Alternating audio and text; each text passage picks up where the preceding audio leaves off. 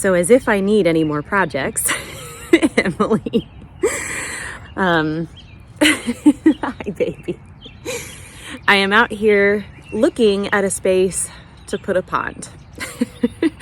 I swear sometimes I just need to not go down the rabbit holes of YouTube and social media and just Googling things, but I've been reading up a lot on permaculture here lately, specifically like permaculture gardens for small backyard spaces. And one of the things that I definitely don't have here that would be really beneficial is a water source. And that would be for things like frogs and, you know, bees and butterflies. Do you have a source of water? I mean, I do have like a couple of little bird baths, but they have to be changed constantly. And I was kind of thinking electric, like I'd have to run electric out here for a pump. But then I was like, you know, we have a pond on our farm.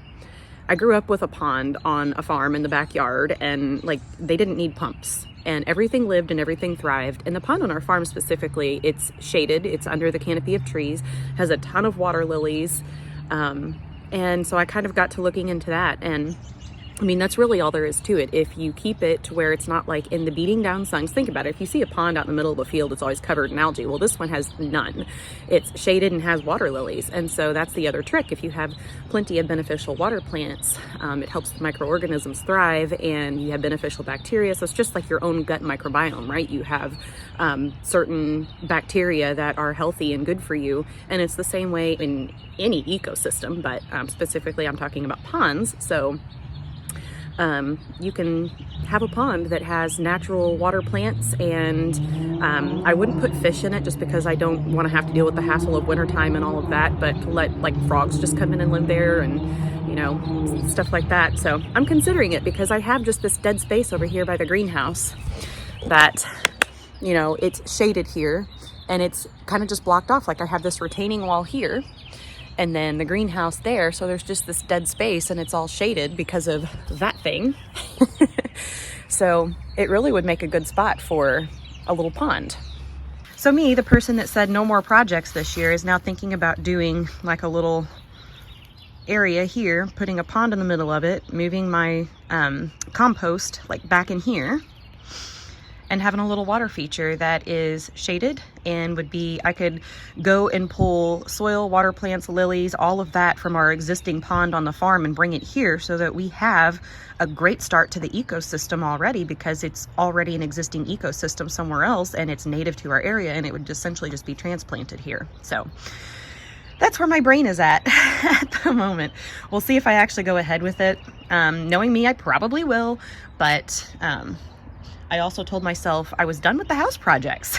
But I don't know. I'm kind of like my son. I just can't sit still and enjoy things. I have to constantly be doing something. And I guess there's nothing really wrong with that. But that's where I'm at this morning. So I have the day off today because we're going to Michael's doctor's appointment in St. Louis. But we're going to stop for lunch first. So I'm going to show you my favorite Indian place. It's called Flavors Indian Cuisine. And I am really looking forward to getting my lentil dal.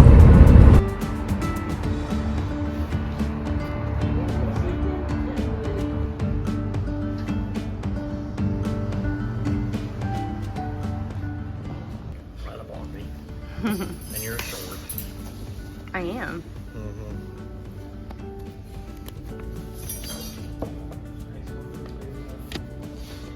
I've had a lot of things on this vegetable entree menu, but the dal tadka will always be my favorite. He's got his lamb kebabs. I've got my dal. Garlic naan. Looks good.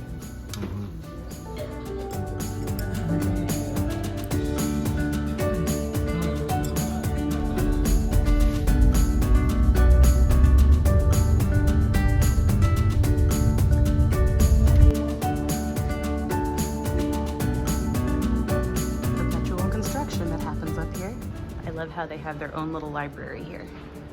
And I still brought my own books.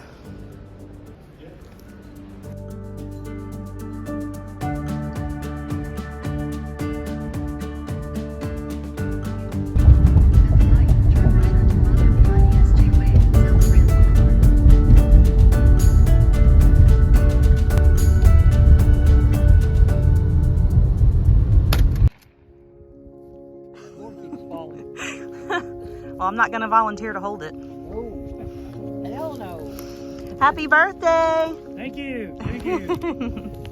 656. Oh boy, you getting to be such an old guy? You're youngin'. Oh, you poor thing.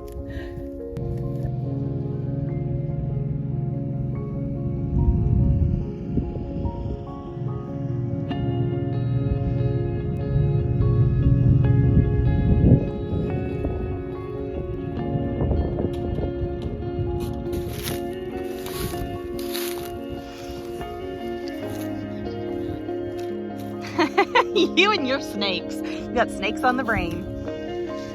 Probably won't see too many yet, but give it another week when it's back up into the 70s again. Logan's been working his butt off over here, clearing all the trees and the brush and stuff. We can actually get to our pond again. Still a lot to do though, all around that side, and we've got to get in there and get that tree out, but the field's going to be planted in crops here, and not too much longer. Another few more weeks, I'll probably be in here plowing, and then we won't be able to get a tractor or anything back here.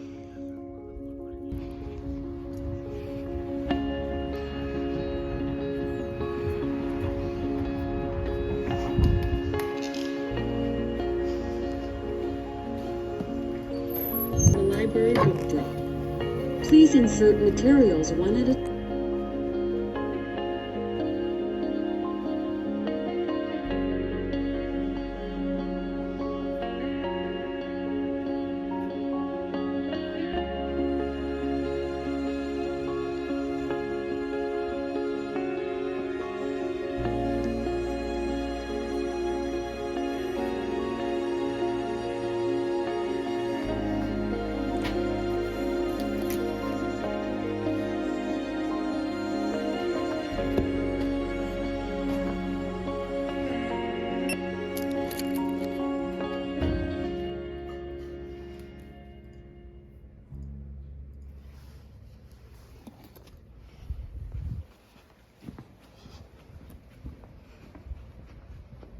Good evening. I am back home and comfy and getting ready to pick back up on my permaculture book. I'm going to finish that one, and then I won't finish it tonight, I'm sure, but then when I am done, I'm going to move on to this one about companion planting, see if I can learn anything new. But anyway, I thought I would just hop on and give you guys a little bit of an explanation. If you are someone who watches my videos regularly, you would have heard me mention in the last video that I was planning a bonus video because I just had so much on Monday and Tuesday that it would have been way too long to put Wednesday and Thursday in that vlog as well. But I decided against that because I realized this coming up weekend is Easter weekend. And that means that Saturday I will be cooking and hosting my family, so there won't be a whole ton of vlogging going on. And then we won't be working on the cabin this weekend either, because not only from Easter, but Michael also is going to have to work for a little while, both Saturday and Sunday morning, because he was gone on a work trip Monday, Tuesday, Wednesday, and then we had his doctor's appointment in St. Louis today. So he will only get to work Friday this week, and his job is a very busy job, and he just really, like, when he has to miss work, it hurts him a lot. So he's going to have to kind of make up for it a little bit by going in some this weekend. I did talk a little bit several weeks, maybe even a few months ago now, about why we were going to St. Louis to the hospital for Michael to see a doctor. So he does have a type of non-Hodgkin lymphoma that is called cutaneous T-cell lymphoma. And so it's essentially kind of like an autoimmune disorder, really, is how it acts for the most part. It's a chronic condition. So, I mean, it is a cancer. Non-Hodgkin lymphoma is a form of cancer, but it is not life-threatening. It is not acute.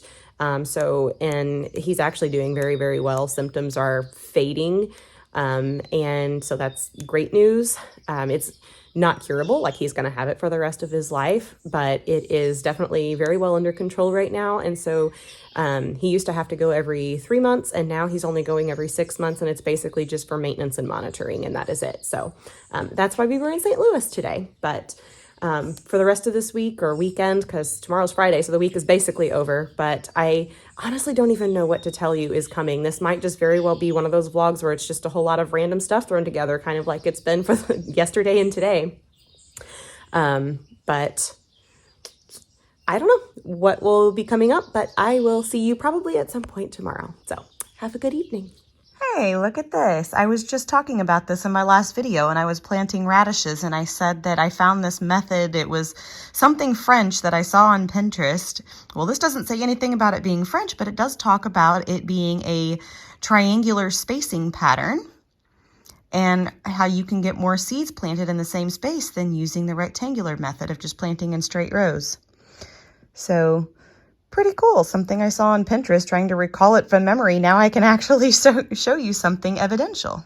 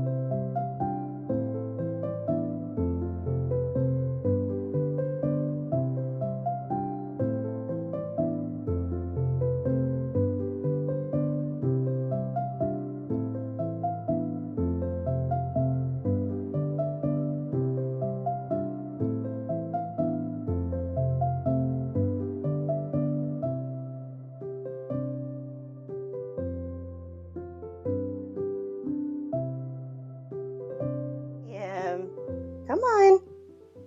Change your mind. So I would really love to change this door out too, but I think that's going to have to wait until next year, because so long as my 19-year-old is still living here, I basically am not going to do anything that could end up torn up, because I swear that child is like a bull in a china shop.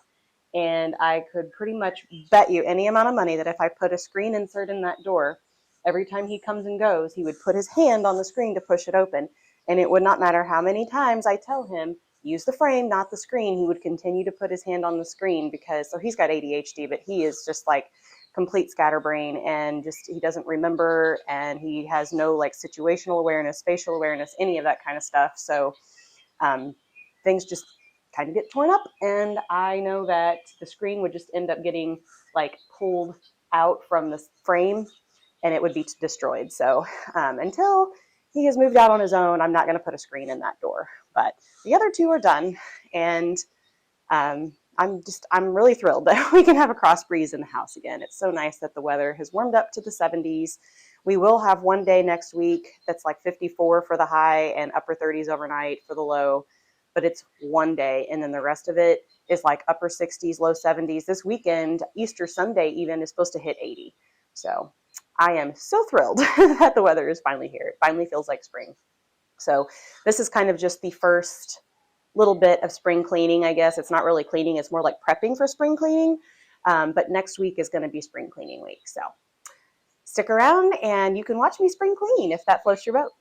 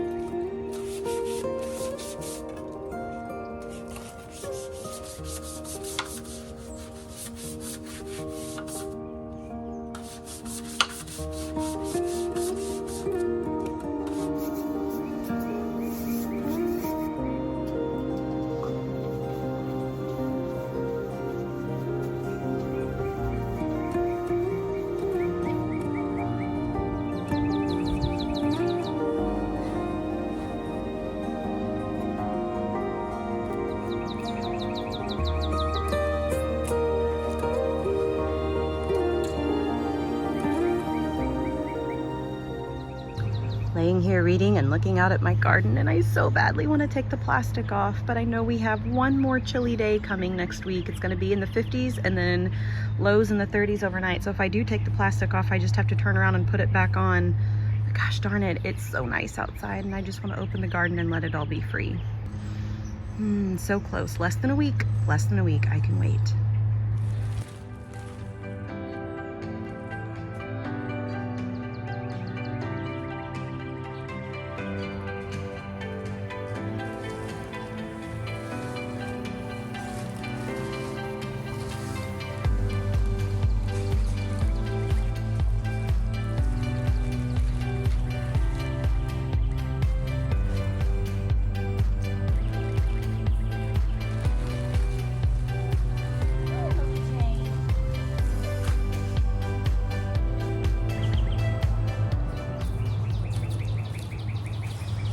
Okay, who else knew that was a lie? I chose for a variation. I just opened them up, and that way I can close them back up and pen them overnight for now. But they still get some sunshine during the day without being closed off under plastic. So, but now I've noticed that the peas on this closest bed to me, only a few have sprouted. So even though it's a little bit late now for peas, I think I am gonna go grab them and pop a few more into the ground. And we may have some late bloomers, but I just want to make sure I've got a nice big healthy crop. So the peas over here are doing pretty well. We've had a few little bare spots that haven't sprouted, but most of them have. This side, however, we only have a few that actually did come up, and I bet part of it is because of the close space between those poles, and then I've had the plastic over it, and I just don't know if it's had really enough sun or heat to germinate. But this bed will be mostly open now, so I think popping out a few more won't hurt a thing. If you want the truth, I think these peas are actually a little behind. And I'm wondering if it's because the plastic has been over them, unintentionally, but just where they're placed, it was kind of hard not to cover them. But they really should be up a ways now, because I'm getting ready to plant out the summer crop, and I'm going to be putting cucumbers out to climb this same trellis here very soon. And normally the peas are like up and producing before the cucumbers really start to grow. So maybe I'm remembering that wrong, but I don't know. We may have peas and cucumbers growing at the same time, which is totally fine, because the peas will only get about yay high, but the cucumbers will go all the way up and around. So, and then the greens. This is the most pathetic that my greens, I think, have ever looked. And I really just wonder if it's because of the volatility of the weather that we've had, because it was warm early, but then it would be warm, and then all of a sudden we'd get this really cold spell and it'd be wintertime again. And it just kept bouncing back and forth. And so, you know, normally by now when I'm getting ready to plant out my summer crop, I've been actually picking greens already. Maybe not a ton of them, but I've been picking some. And, you know, I'm getting ready to put some squash and some bell peppers in this bed, and I don't even have greens yet. So succession planting is not working out so well this year. It looks like they're all going to be growing together instead of successively, but it is what it is, I guess. What are you going to do about it? The radishes I put out, I see a couple little sprouts already. The rest of them are coming along pretty well. And the black-seeded Simpson, I think now that it's going to get warm and stay this way, everything's going to start to boom and take off. And I'm not so worried about these, because it'll be pretty easy to put beans in with them. So there she is. Beets aren't doing much. I still have little bitty guys. And then onions are actually doing pretty well. All of them have, well, not all of them, but most of them have some green going. But anyway, it is definitely time for me to clock back into work now, as hard as it is to leave this behind. So I will catch up with you later.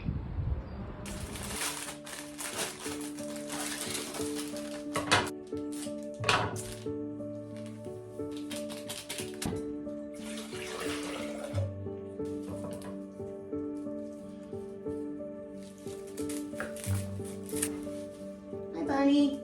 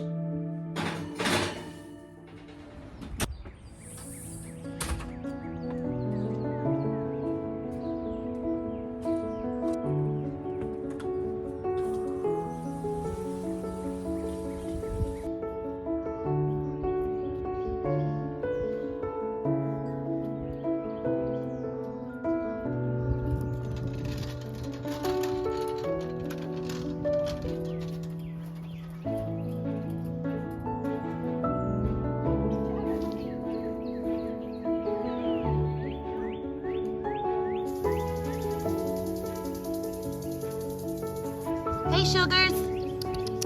What you doing? Baby girl? You gonna come in for some pets? Tell me your little ones.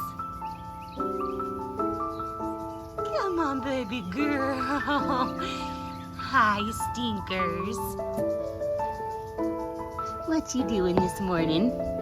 Are you giving the birdies hell?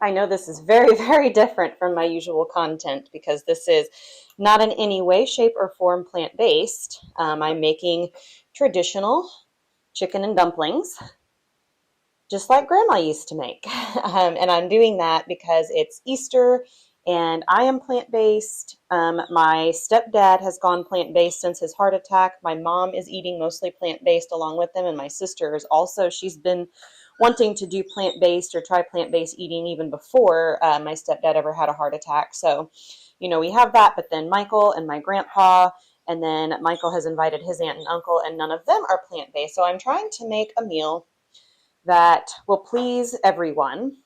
And so chicken and dumplings is always a crowd pleaser. It's easy to make a big batch for a large group of people, but then every single one of the sides that goes with it is easy to make plant-based. So I'm making mashed potatoes, I'm making coleslaw, green beans, and corn. And then I made a blackberry pie this morning, which, well, it should be plant-based, but honestly, I looked at the packaging on the pie crust, and I don't know why I hadn't done that sooner, but it is made with lard. So I will be making my own pie crust from now on as well. But that is the solution to trying to make an Easter meal that will be suitable for everyone. And, you know, those of us plant-based folks will still eat a little bit of the chicken and dumplings because, you know, again, plant-based does not always necessarily mean that you are 100% plant-based. You know, there's a range. The lowest threshold is generally considered to be 80% whole food plant-based and 20% other. For me personally, I've said it before, but for anyone new, I practice about 95% plant-based, so I'll occasionally have a little bit of meat. I do tend to avoid dairy altogether because my hormonal balance does not do well when dairy is introduced to it. So, but that is the plan, and that is why I am making chicken and dumplings. But for anyone who is not plant-based and follows for my other content, maybe you'll appreciate it.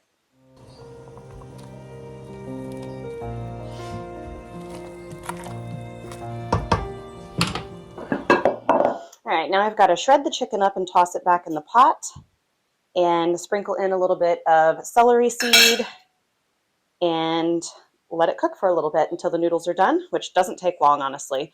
And then I'm going to move on and work on, I'm going to put together like a little veggie and fruit tray, but I'm going to do hummus and some seed crackers in with it.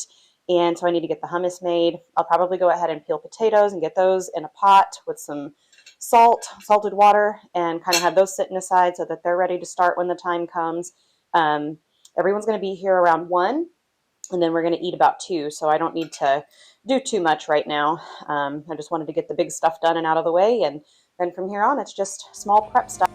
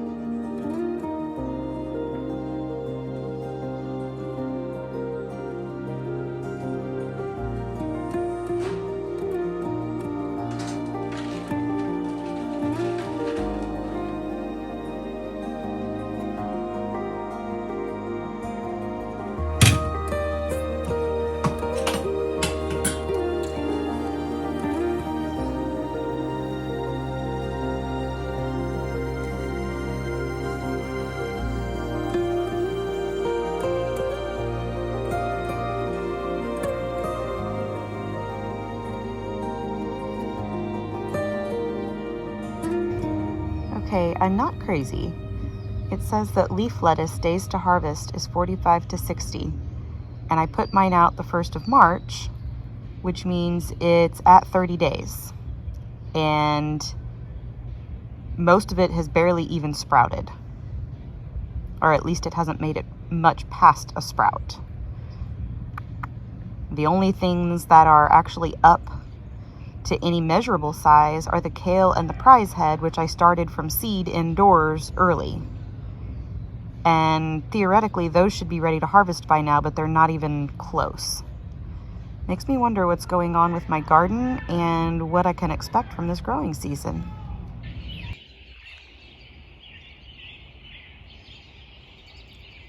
Just listen to all those birds. I think they're even happier with this weather than I am.